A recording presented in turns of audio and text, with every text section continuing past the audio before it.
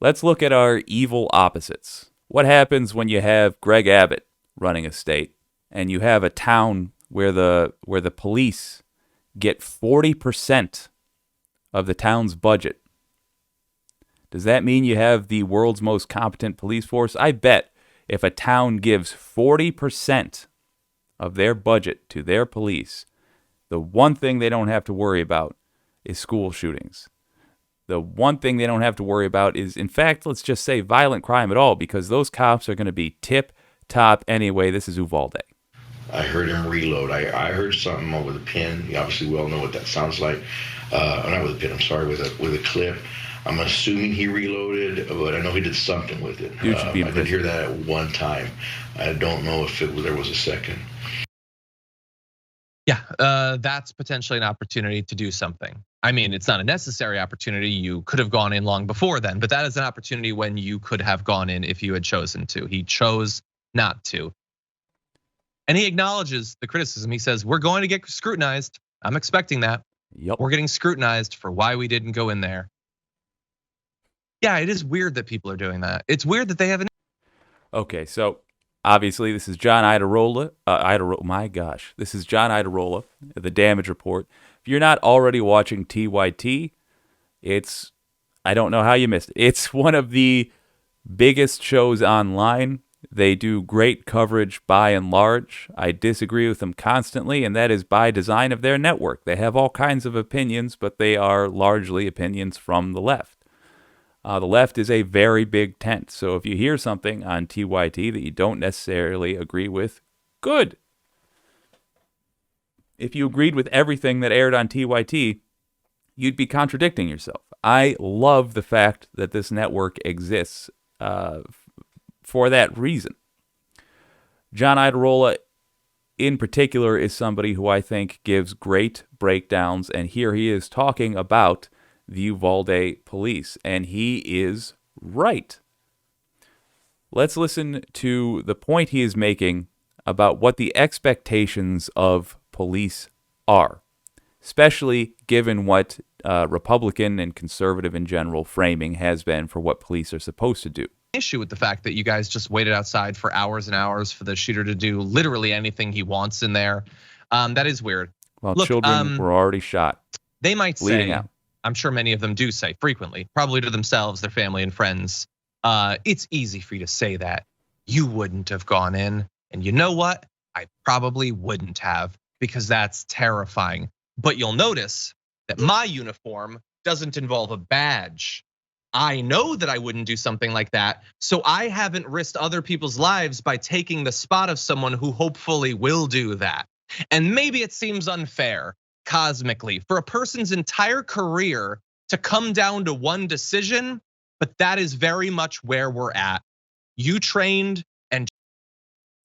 So yeah, progressives are have the expectation that police do their jobs. I know it's crazy.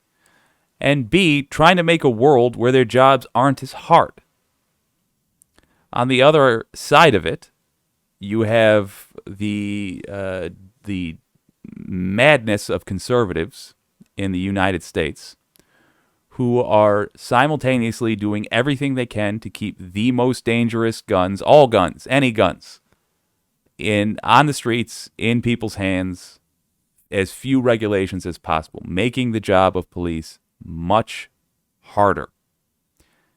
And making sure that police have unreliable coworkers by making there be no federal database for tracking police misconduct, for making it so that you can get fired for the most reprehensible stuff in one department and then go serve in another department, serve being used very generously there. Go steal from taxpayers in another department by pretending to be a police officer. Everybody in the Uvalde police department of Uvalde was pretending to be a police officer. We found out that they weren't real police when kids were shot in school, and they stood outside and listened to it. Greg Abbott in deep red Texas did nothing. The Attorney General of Texas did nothing. The public has had to lay into them to get any weak gestures towards progress made, and they still didn't do anything of consequence to prevent this from happening again. The entire consequences that Greg Abbott suffered for this were some awkward questions in a debate which he was allowed to dance around. This is why we need to not feel bad about using the tactics of the right to defeat the right, because otherwise you get Uvalde. Let's let John keep going. Trained and got all opportunities and were given all this power and all of that. And when it mattered most, you made the wrong decision.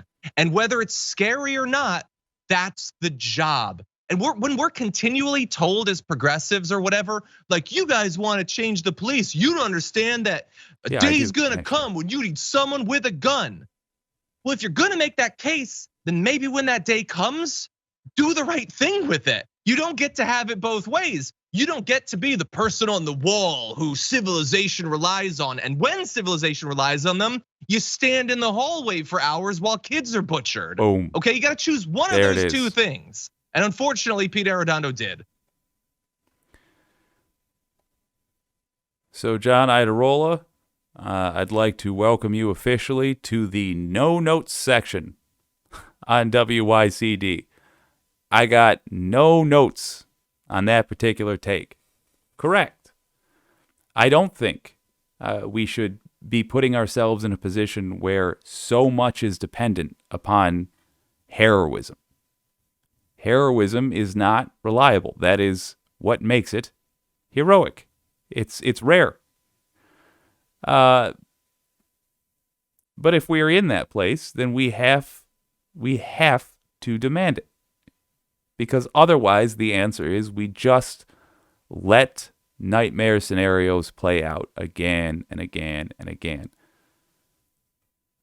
Should police have to be in a position where a bunch of kids' lives depend on them rushing into a room and getting into a fatal shootout with somebody who's got a machine gun?